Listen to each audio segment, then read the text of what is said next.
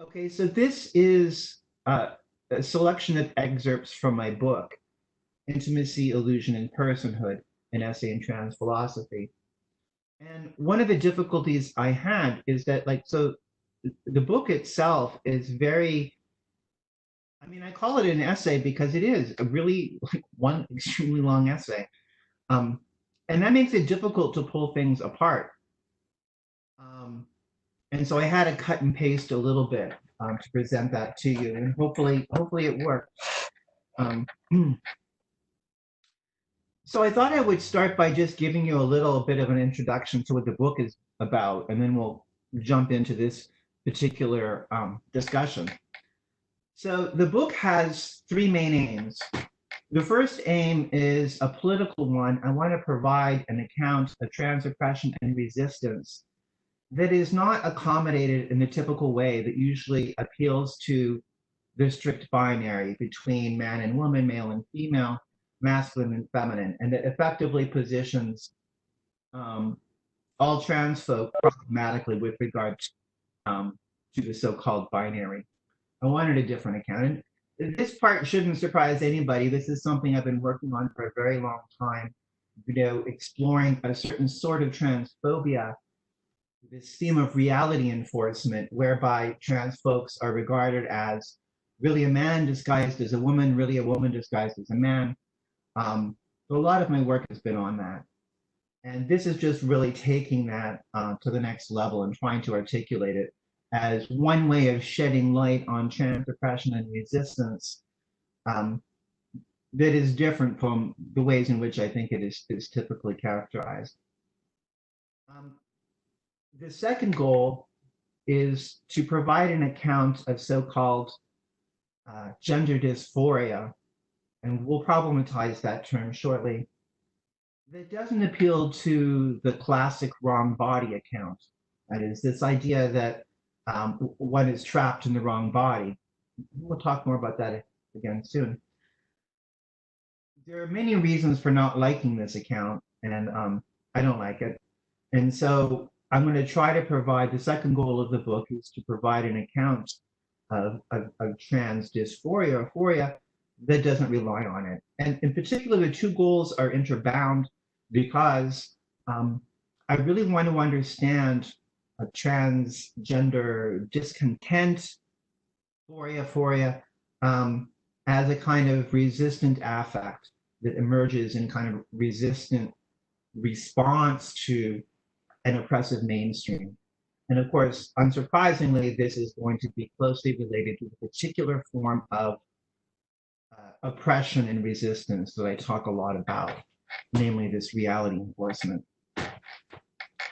The final goal of the book, and this is just sort of bound up with the first two goals, is to really press hard and rethink prevailing notions of personhood and selfhood in a rather different way. So this is, a bold endeavor. And what I think is important to realize, though, is that all of those sort of bigger changes or bigger contestations on these higher sort of theoretical domains is driven first and foremost by the first two goals. So for me, it's important to have sort of a very sort of situated philosophy in which we're engaging in very specific issues. And there are going to be changes to these sort of broader ways in which we view personhood, precisely because that's what we need to do in order to secure our first two goals. So that's basically the idea behind the book. So with that in mind, I want to get into our talk, which is basically situated with regard to the second goal. And I'm now having, hang on. There we go. So this is an overview of the talk, and I will speak roughly 15 minutes on each of these three parts. So the first part, I just want to set up sort of the introductory concepts, and I want to critique some prevailing approaches. Then I need to take a step back and introduce you to some of the concepts that I'm working with Now, in the book, these get introduced much earlier on, but obviously I need to bring you up to speed. For the most part, these are radicalizations or sort of a deeper thinking about reality enforcement and my concerns with that. And then finally, we'll get into my account of transphoria. We're only going to get into it a little bit. There's more to be said, but by this point, we'll have run out of time and space, so we'll need to stop. I should say sort of a little bit about this project of providing an account of transphoria, trans discontent. It's ambitious, and there's a certain sense in which we should be very skeptical of it. I mean, please don't think of me as sort of going, and here's the answer. Here's how we account for, trans dysphoria. Done, right? I think that's a ridiculous proposition, frankly. I don't think that's ever going to happen, largely because the experiences of trans and non-binary folk are so different. There's a great diversity. But it's the great diversity in part that I want to capture. But no doubt, to the extent that I throw it down in certain parts, throw down some ideas, I think we should expect my account to come up short in the end. I'm okay with that. What I really want to do is to at least be able to introduce new concepts, new ways of thinking about this that are useful and illuminating. And I think that by itself is a more measured sense of what this contribution is expected to be. Okay, so with that in mind, let's go into the first part. And I just want to talk a little bit about some of these concepts and questions. So dysphoria technically just means unhappiness, and so there's really no reason to worry about it. And that's what folks typically talk about when they talk about trans and non-binary experiences that motivate folks to transition, and whatever that transition looks like. However, I'm not going to use dysphoria because now, as it's sort of been incorporated into the DSM, I'm worried about pathologization. And another reason is I sort of talk about phoria now to break with the dysphoria, and also phoria because, some people I've talked to have said, I never really experienced dysphoria.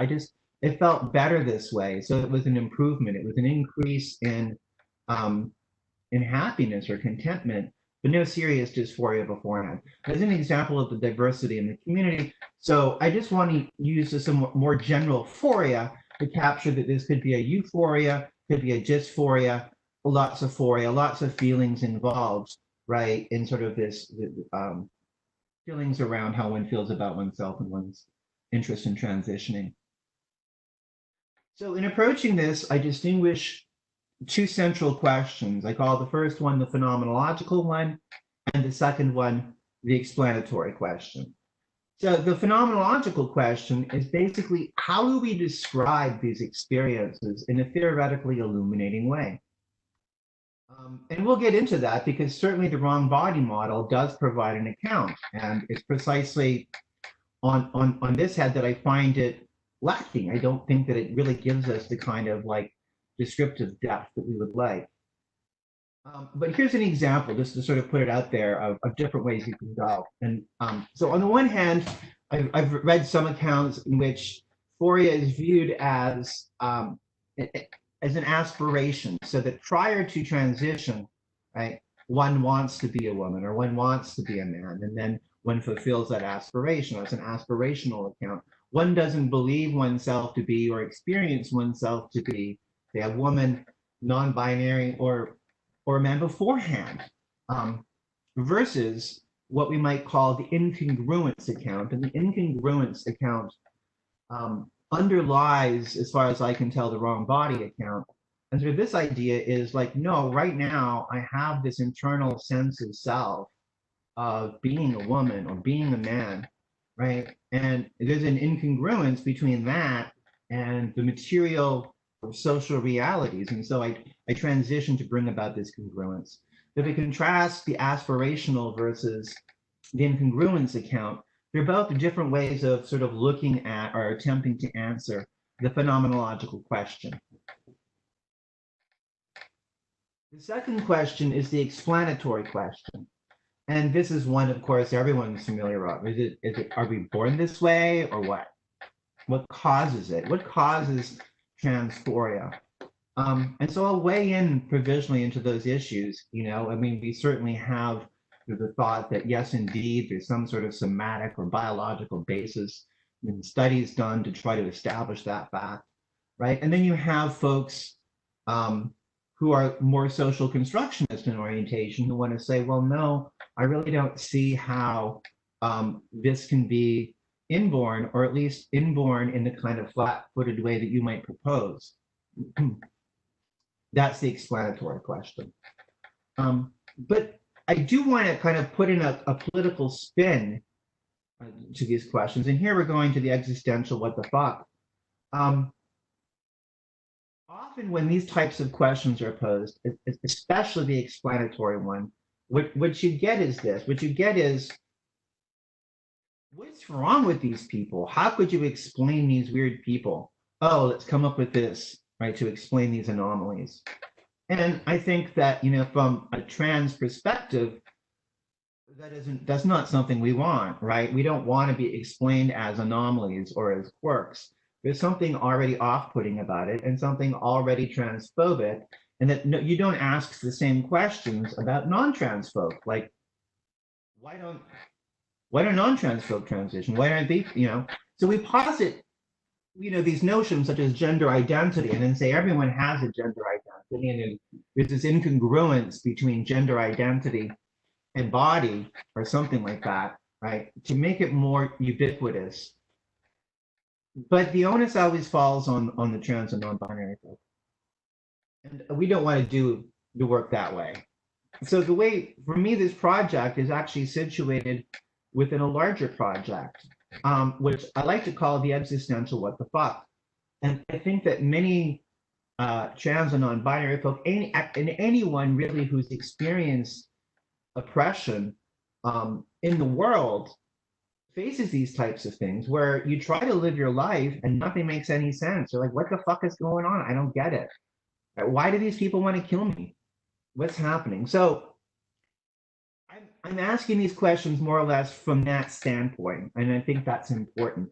And one of the consequences of asking the question in that way is that things already start blurring. When you're asking existential what the fuck questions, one question you might ask is sort of like, why do I have these feelings? Why did I transition? And that's a perfectly reasonable question, but it's situated within a larger context of like, why are these people acting that way? Why are these relationship things happening, and so on and so forth. So there's a way in which issues around trans oppression and resistance goes hand in hand with questions around transphoria when we look at it from this perspective, which is the way I want to do.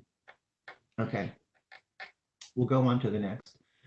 So now what I want to do is I want to start running through some different versions of accounts that you will probably be familiar with, and then tell you why I worry about them. So the first thing I want to spend some time on is this idea of the wrong body account. Now, the wrong body account, much like the beyond the binary account of oppression and resistance, has different variations. It's more like a paradigm, and so there are different ways or different versions of expressing it. One of the things that I do see in common with the wrong body account is that it's typically underwritten by a born this way approach, that there's something inborn or something sort of, or to get the wrong body claim off the ground, the thought is that there's something in me, in my body already, that is determining my identity or my phoria in this way. So I'm sort of going to be assuming that. So the first version is basically this idea that our conscious self-identity is incongruent with the material realities that we would alter, whatever those are, when it comes to transition. One of the problems already, and this is sort of like my inclination more towards a social constructionist line, is when you think about self-identification or self-conception. So for example, I'd say I'm a woman and I situate myself as in the category woman. right? If you're someone like me, who thinks that woman is a socially constructed category, then there's no way this can be innate, right? Because you're going to need something that's cross-cultural to make the claim, right? The idea that, like, you're going to have someone who innately identifies as a woman in a cultural context where the category woman doesn't exist doesn't make any sense. And this is very specific. I mean, talking specifically about this notion of a self-identity or self-conception, to see oneself, to conceptualize oneself as a man or a woman or something else altogether, right? I have worries about some sort of hope in grounding this in a Born This Way account. Regardless, one of the problems with this account is that it's just descriptively, phenomenologically inadequate for many trans people. And the reason for this is that, right, many of us did not start with a very kind of like firm, like I did not from the age of 2 see myself as a woman or a girl or in any sense like that, right? I was taught that I was a certain thing and I came to believe it. So for me, and I'm not the only one, this experience of having to undo a conscious self-identity and build a new one, this is a common experience that needs to be theorized and discussed. Right? We know something's wrong. We have these feelings. We may not be able to articulate these feelings, but it doesn't feel good, or something else feels better until we make these changes. Well, obviously, right? You can't explain transition in terms of something that is itself an effective transition or that itself changes. Like if a self-conception changes, and then part of what you're doing is to change your self-conception, that's not a good basis for the wrong body account, right? It's not a good anchor in terms of the underlying thing that sort of serves as the point from which you go, this is it, I got to change everything else, right? This is not a good candidate. So there's plenty of experiences that it just doesn't take into accommodation. One of the major reasons I don't like it. Okay. So it's very common then to adopt a different version of the wrong body account, which is more of an embodiment model. Sort of in this view, it has to do with one's experience of one's body. When experiences or has an internal map or scheme of one's body, and it's this sense of one's body that is not aligned with the material or social realities that one seeks to change. Okay. The important point about this view, or sorry, I had a little bit of a brain. One of the good things about this is that it doesn't have to be fully conscious. Like the thought is like someone's self-identity may not have been changed yet, but underneath it all, there can be these dysphoria, these experiences of incongruence. Okay. But again, here my concern is that it once again ignores the diversity of experiences that folks have with phoria, right? And so in particular, I know so many trans folk who have not sought any kind of intervention in their bodies at all and don't want it. These are people who are like, trans women who go like, no, I'm a woman. I'm all woman,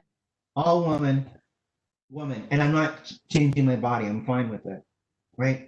You're going to need now to draw a distinction between those two sorts of people, right? And that's been done. You go like, over here are the transsexuals, they want to change their body. Over there are the transgenderists, they don't want to. And your account's only going to explain the so-called transsexuals. I mean, my experience is just not like that. It's just blurry between, lots of people face real questions about what works for them. Like, does this change work? Is this something I want to do? There's not a sharp cutoff. Rather, you have a bunch of people trying to figure stuff out. And the second concern that I have with this is that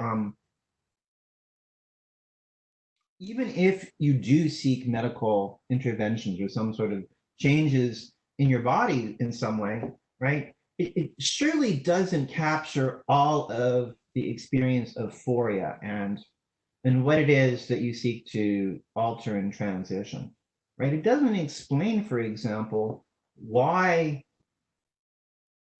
certain pronouns bother you, why, right, this name is just like horrible to you, right? It doesn't explain why, like, how you appear to others in gender presentation, which is highly cultural, like your grooming, your like what you present yourself in, why that should be the subject of some discontent or some content. It doesn't explain that, and it leaves it out. It sort of makes it like unimportant or secondary, because the thing that we need to focus on in order to make this a proper born this way account is to focus on the body alone. The body alone is the only thing that you're going to have cross culturally. So for this reason, I'm concerned about that as well. Okay. So what I'd like to do now is take up a different approach. And in particular, I have in mind Gail Solomon's approach from her excellent book, Assuming a Body. And so she is not a born this way theorist. She's a constructionist theorist. And she provides an account, right? And she draws a lot on the work of Paul Schilder. And she draws a lot on this idea of an internal body image. Now, in this view, however, a body image is not something that is innate. Rather, it's environmental, and you grow it over time in interaction with the world. And there's a memory, right? So you end up with a kind of encrusting of a body image. And so you can end up with a body image that is not really in agreement with the body you have now, right? I mean, certainly, those of us who have experienced aging, right? I still sort of like in my own mind and experience my body as much younger than it actually is. There's like, and it doesn't work in the same way that I expect it to work.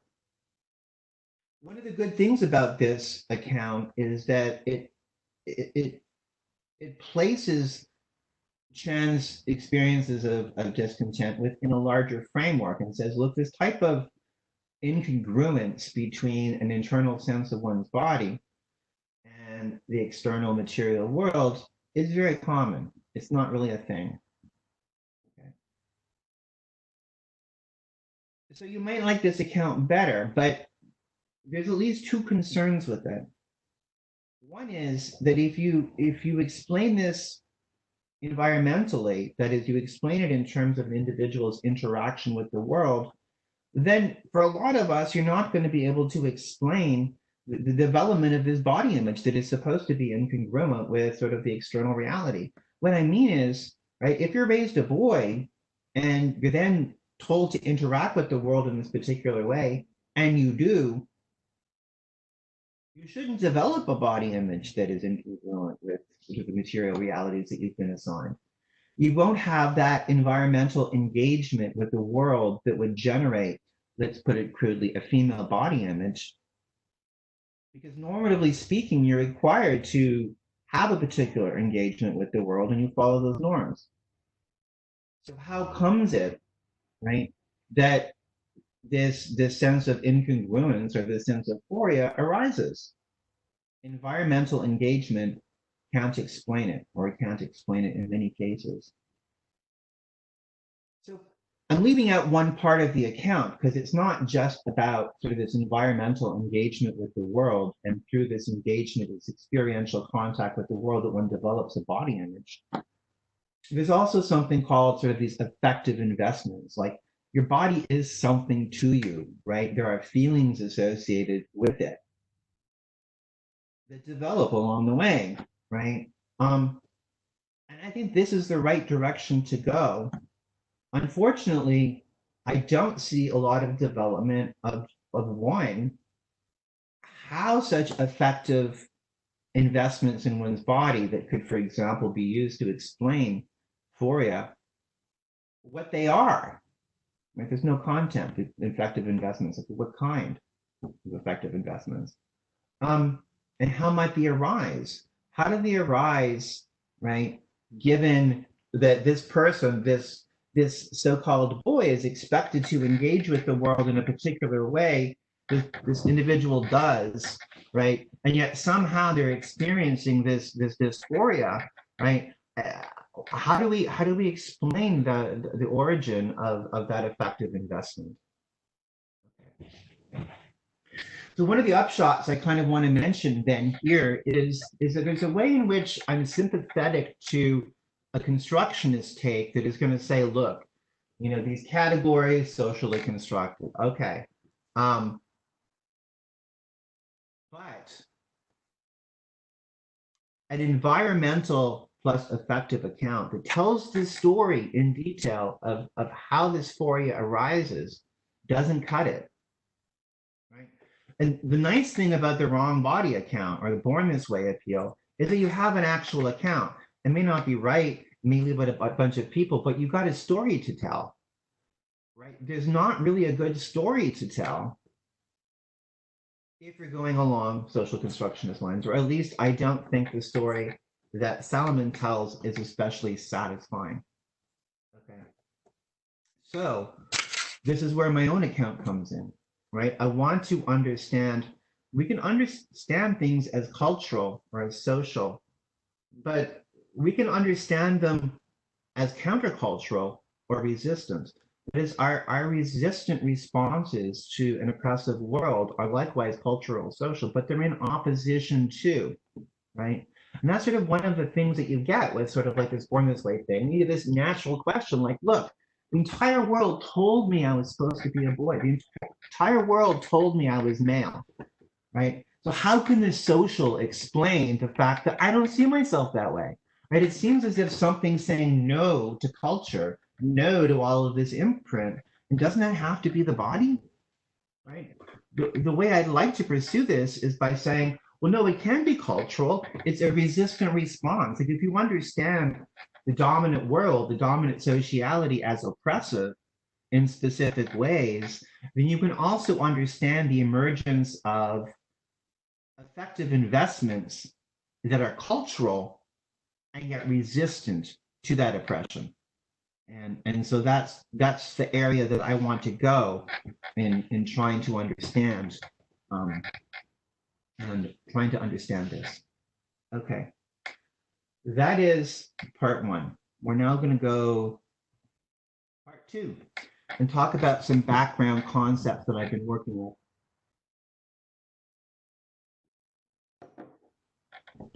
So I'd like to talk a lot about what I call interpersonal spatiality. It's a fancy expression, but it just talks about ways in which we're close and we're distant and we're in between. And I think that interpersonal spatiality is going to be really, really obvious to now, given sort of the changes and interruptions in the ways in which we interact with people, right? All of our interactions with people are regulated in this way, right? Every sensory or discursive interaction is such that you interact in some ways, but you can't interact in others. So for example, right, back in the day, right, it was okay to shake someone's hand, right? But now, right, there's health concerns. But then if you think about something else, it's not okay to grab someone's genitals, right? That's not something that would be countenanced. And it's not countenanced because there's a kind of normative boundary on what we can look at, what we can touch, what we can say with regard to how we interact with each other. So we interact with each other in ways that either observe these boundaries or in the case of intimacy, traverse these boundaries. So for example, in a particular intimate situation, there may be genital touching, but there you're traversing boundaries toward the end of intimacy. And there are, of course, cases in which these boundaries are transgressed. So we don't think about it often, but I see all of our interactions with each other as subject to these normative boundaries. And these boundaries have two sides to them. One side sort of protects the bounded object. So like if you traverse someone's boundary by like staring at them when you're not supposed to, right, it's kind of an invasion of privacy. But I also see it working the other way in that if if someone overshares, for example, they start to tell you all about themselves and you're kind of like covering your ears, going, I don't want it, right? Or you see a couple making out at a party and you're just like, oh, I don't want to see that. That's just like too much. It's like over. Then in this case, you might say that the objective access is traversing or transgressing a boundary against the subject or the perceiver. So I think these boundaries operate both ways. And these boundaries are often ordered in tracks. So if you think about movement towards greater intimacy, there's an order that we're supposed to follow. Now people don't, but then when you don't, right, it's sort of noted, right? So if you think about traditional like heterosexual dating rituals, right, there's in America, right, there's this whole sort of baseball mythology where folks talk about first base, second base, third base, or at least they did, right? Where there's like first you kiss or first you touch, then you kiss, then you do this, then you do that. So I talk about these normative boundaries being built into temporal tracks. Another thing is, what is interesting about these moral boundaries is that they have a genuine moral force. Like, okay, so we know, right, that staring at somebody, right, is a violation. We also know that's kind of like a social feature because, like, in a different cultures, it might be okay a little bit, right? Or if you think about ways in which how close we stand to each other, right, may differ by culture. And so you think that's just culturally contingent. But what's interesting is, nonetheless, these boundaries have a kind of binding force. Like once they're down, they're down. And if you cross them, if you transgress them, it is still a violation. Like, okay, so we have a lot of boundaries on genitalia, right, that are clearly culturally contingent. Nonetheless, now that they're down, right, transgressing those boundaries is transgressing those boundaries. They have a very real, genuine moral force. And so the reason why I think that is that because while how the boundaries are laid down, what boundaries are laid down, is kind of culturally contingent. Once they're laid down, they instantiate the demands of interpersonal spatiality, which is super important, right? You can't have interpersonal spatiality without such a boundary system. So, insofar as they instantiate this good, this tremendous good, which I would argue is required for us to even be people, they acquire this binding force. Okay. Finally, just sort of, I think I'm using intimacy broadly. So I'm thinking of intimacy violation. I'm also thinking of a kind of an instrumental intimacy, as when if you go into a physician's office and the physician has to examine you intimately, that's for a higher reason, or a different reason, I should say, rather, medical health. But then I see intrinsic intimacy when we pursue closeness for the sake of closeness. This can be in friendship when we share information and desires and feelings with each other. It can be in a more physical context when we share sensory access to each other. Okay. So for the purposes of this talk, what sort of the following is going to be, I think, particularly important. So instead of talking about the body, I like to talk about the physical person. And by the physical person, I mean that we all have a person. We have a physical person. So I'm talking about the sense in which one might say, oh, so-and-so had a knife on their person, right? Please do not touch my person, right? It's something we have, not something that we are. And there's as you'll see, reasons why I prefer to think about physical personhood rather than simply the body. Okay. And so the first thing I want to bring out to you as we sort of go through this is the social construction of nakedness. I think it's clear that, at least conceptually speaking, right, the concept of nakedness entails or presupposes clothedness, right? And so you couldn't have the concept naked without the concept clothed. More to the point, however, when we talk about nakedness or we think of nakedness, we think of it as an intimate possibility. And as an intimate possibility, right, as an intimate social possibility, it is a social possibility. It is therefore socially constructed and cannot exist without the following backdrop. The backdrop is we are typically not naked with each other. And when we do, that's marked, right? And typically we don't even think of each other in that way. Like if you think of someone as naked, you're having an intimate thought about them. When we normally think about people, we don't think about intimacy in that way. We just think about them and it sort of defaults to them as clothed, but we don't even think about them as having clothes on because that whole contrast between naked and clothed is not germane. It's taken for granted. So I start with this thought then that we have this social construction of nakedness, and I distinguish between two sorts of appearances that we have that are equally important. One is proper appearance and one is intimate appearance. So in our culture, nakedness is an intimate appearance, right? That is an intimate social possibility. It is one way in which we can appear. The typical, standard, and presumed way in which we appear is proper appearance. And typically, proper appearance is such that you don't even think of it as an appearance. You don't think of someone as having clothes on. You just think of the person. And, the background assumption is that they do. So I think both appearances are very important when we're meditating on the physical person. And I think that they're importantly related. Okay, so the first thing that should be obvious to everyone is that both proper appearance and intimate appearances are gender differentiated, or sex differentiated, I should say. If we consider nakedness, there are at least two different kinds of nakedness, female nakedness and male nakedness. I say this since if you look at female nakedness, it has a tiered structure so that toplessness and going topless is not only a legal issue, but a moral issue that does not happen in the case of male nakedness, right?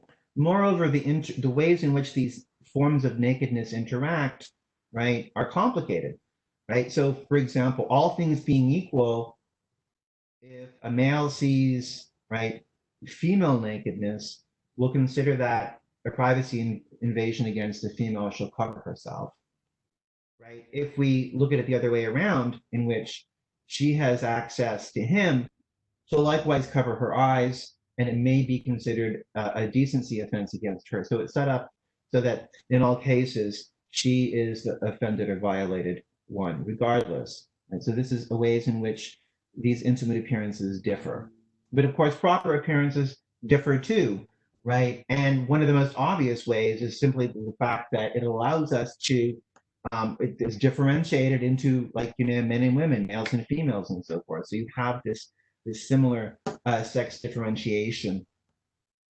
So this is where it sort of picks up my long-standing concern with reality enforcement, and so now you can see how I'm sort of radicalizing my earlier insights that the gender presentation communicates genital status, right? And what I like to say now is that gender presentation, public gender presentation, communicates your intimate appearance. It communicates whether or not, right, you have female nakedness or male nakedness. Moreover, I suggest that in order for something to count as your proper appearance, it has to do that. Like in our culture, if you're presenting in a particular way, right, you're presenting as a woman, but it's not taken to communicate. So you're outed as trans, and it's like, oh, that's really a guy. The assumption is that underlying it all, you're morally male. That is, you have male boundary structures. You have a male form of nakedness. So this is not your proper appearance. You're in a costume. The idea is that, at least in this system of interpersonal spatiality, it is mandated that we communicate effectively what is between our legs. And as I've argued elsewhere, I see this as abusive. And the reasoning is fairly clear. Everyone will acknowledge that even if with a friend, if you just suddenly blurt out over lunch, so tell me about your genitals. it's considered invasive, right? We see this in the case of transphobic violence all the time, where trans folk are literally touched or exposed to determine what's between their legs. But even when that's not the case, right, you get these invasive questions like, have you had the surgery or not, i.e., do you have a penis or a vagina? Again, invasive. If we agree that that's invasive, and we agree that we're perpetually in the system communicating what's between our legs, and we're forced to, because if we don't, we'll be subject to various forms of transphobic attack, right? Then this is a system in which declaration of one's genital status is mandatory or compulsory. And that seems to me like an abusive system. Final point, right? So again, just to review, moral sex has to do with the differentiation of male and female boundaries. When I talk about moral genitalia, what I mean is the sort of, once you have a structure of nakedness, so for example, a person has male nakedness attributed to them, this basically has a whole kind of structure to it. And I call this structure a strip, which is a kind of track. But basically, it's like you have certain body parts that are normatively bounded, right? So even if you, for example, no longer have a penis, if you have a male moral structure attributed to you, there's still this thought that there's this penis you should have, right? And for all intents and purposes, right, you are still regarded as morally male. That's what I have in mind with moral genitalia. All right, so now we are done the second part, and we can go on to see what kind of payoff we get in addressing some of the concerns in explaining transphoria. Okay, so rather than talking about embodiment, I prefer to talk about impersonment, right? So we're not just talking about one's internal experience of one's body, but rather one's internal experience of one's intimate appearance and one's proper appearance. One of the good things is this really addresses one of the concerns that I was raising with especially the embodiment model, right? Where it says, like, if you're going to go born this way, right, you have to separate the transsexuals, for example, who want to change their bodies, and those who don't, right? And so the person, and you often, I mean, you see this, for example, in Jay Prosser's work, Second Skins. It's a great book, but there's a way in which the body ends up being emphasized, and so a change in clothing for him is utterly superficial, right? So in my view, they're equally important. Neither is superficial.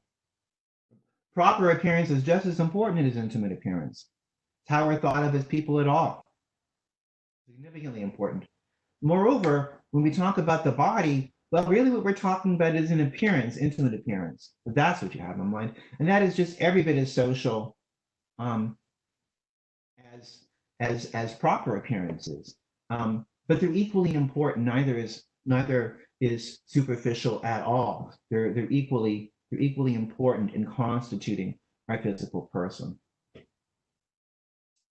So this also begins to answer some questions that we had open when it came to Gail Salomon's account. So, I raised this thing, well, that's great. The environmental engagement with the world doesn't work in all cases, right? Because you can have a particular person with this dysphoria who engage with the world in the way that they were expected to, and so therefore should have developed the appropriate body image. So why did they experience dysphoria? We have to explain it in terms of effective investment. But as I said, in Salomon's account, you don't get a pinpoint on what those effective investments are and how they might arise, right? Well, for me, I think that when you start to think about interpersonal spatiality, moral boundaries, and so forth, some very obvious effective investments come to mind. And the first one is dignity, right? Dignity and the loss of dignity, and shame, right? And we can add other ones too, like, loss of capacity to experience vulnerability. So for example, when we're in intimate mode, whatever that looks like, when we open ourselves to another, there is a proper experience of vulnerability. But there can be, if you think about it, experiences of deadening where one doesn't experience that kind of vulnerability, right? So there's lots of sort of effective investments of this sort that one can start looking at in thinking through some of the phoria that we have with regard to our physical persons, right? Which is nice. And then finally, we can start to think about the explanatory question again. And what I like about this approach is that it turns the explanatory question completely on its head. Remember the original question, when it's posed in that kind of traditional non-trans friendly way, what's wrong with these anomalies? Why are they doing this, right? In my view, if we start with the recognition that this system of interpersonal spatiality in which the physical person is constituted is inherently abusive, then no wonder you're going to get resistant affect to that. It's almost something you don't need to explain, right? That you're going to get an appropriate response to an abusive system. And I mentioned one way in which it's an abusive, but I also hinted at another, right? There's a sexism built into it, right? And there's a whole can of worms when we start to explore the racial implications of this in the constitution of physical personhood. It's shot through with abuse. So once your starting point is that the physical person is constituted in this system in an abusive way, right? Well, of course, people are going to develop resistant affect. Right? They're going to maybe experience shame with regard to the abuse that is inflicted upon them in the system. Or they may take a kind of dignity in being able to operate in ways that are oppositional to the system. This then inverts the explanatory question, because now the question is not like what's wrong with trans people. The question is what's wrong with non-trans people. You're not like responsive to this. They're cool with it.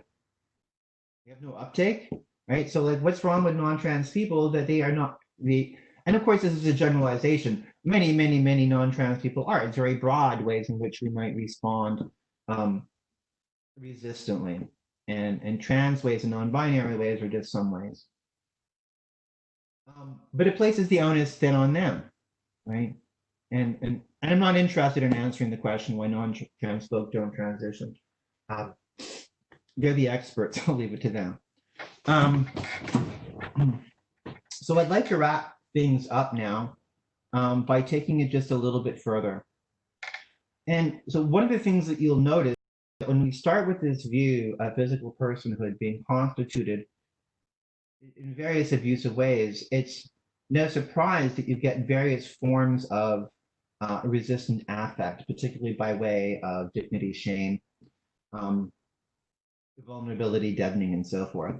But it's not really enough to precisely explain transphoria, and in particular, the desire to transition, right? Because this can accommodate why, like, a non-trans woman gender presents the way that she does, or it can be used to explain why a person just doesn't feel comfortable with this pronoun, or and so on. There's like there's so much room that it's not precise enough, and so I wanted to get more precise, and this is how I want to conclude.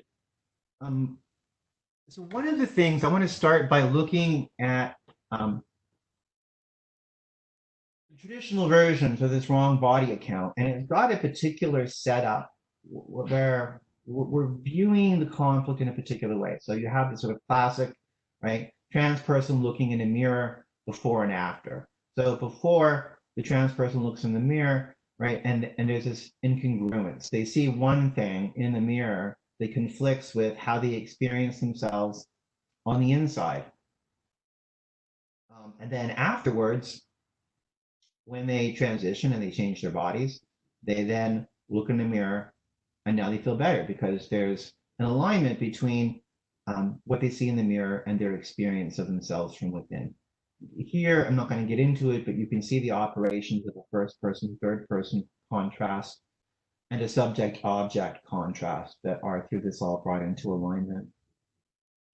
one of the things I want to notice is that this is just crude. I mean, like to me, if we think about sort of like trans experiences with mirrors, they're complicated. There's just not like one mirror experience. There's a lot going on. Um, so for example, you take a mirror experience where I look in the mirror and I see, sometimes I look in the mirror and I see like an old man and it freaks me the fuck out, right? Um, and after transitioning, there shouldn't be a problem, right? There should be no incongruence. So why is there still an incongruence? The point is that you can have these experiences, these mirror experiences of dysphoria, long after any transition. But one of the interesting things is you can also have mirror experiences before transition, and you can have positive ones. Like I remember looking in the mirror, right, and at the time I just would have considered it drag, right? I looked in the mirror and I freaking recognized myself for the first time. And this incredible epiphany. That's me. The wrong body account makes no sense of this. It doesn't. But I think there's a perfectly good explanation for that, at least, and we're going to work a little bit towards it. Dignity. There was an experience of dignity that I had then that I'd never had before. So the model that I'm suggesting works well with that. It can accommodate a lot of different sorts of mirror experiences that I think the traditional sort of first person, third person, subject, object, wrong body account cannot. And note that this account, or this way of going with an account rather, can also explain this scenario that is presented to us with the wrong body account, right? So when a person looks in the mirror and they see their body and they feel discontent, right? I would rock that up to a negative investment in one's intimate person or intimate appearance, right? One might feel shame or intimate deadening, right? So there's ways in which I think my account can accommodate those.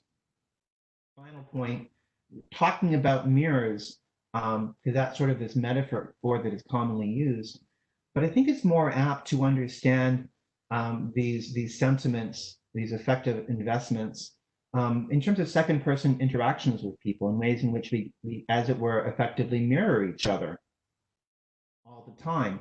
So ways in which we experience dignity or shame or vulnerability in highly gendered ways and often abusive ways.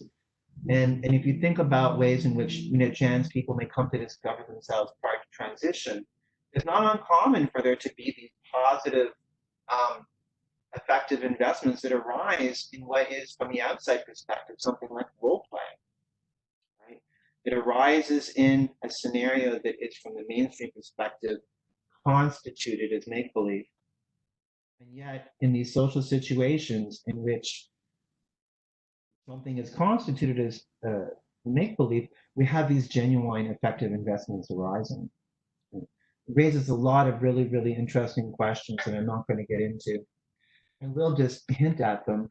The questions that I get into in the book further is like, how do we want to, like, if you're going to reject this sort of like model that we get in the wrong body account with the first person, third person, or subject object split, when we start to get complex about these mirror experiences, how should we understand self-awareness? Right? Are we going to try to use the same simplified model, or are we going to try to get fancy? I try to get fancy. And the second interesting question is, how is it possible for genuine, effective investments to arise in a scenario where in the mainstream it's constituted as mere social pretense or make believe? How is that possible? Right? Again, my account, when it has to, sorry, my story is going to connect this very much to issues around trans resistance, to trans oppression. And so I further elaborate that in the book as well. Well, my timing was almost perfect, folks. I'm going to give myself a pat on the back. And so we finished in 45 minutes. And so with that, I'm going to stop. And I thank you for your kind attention.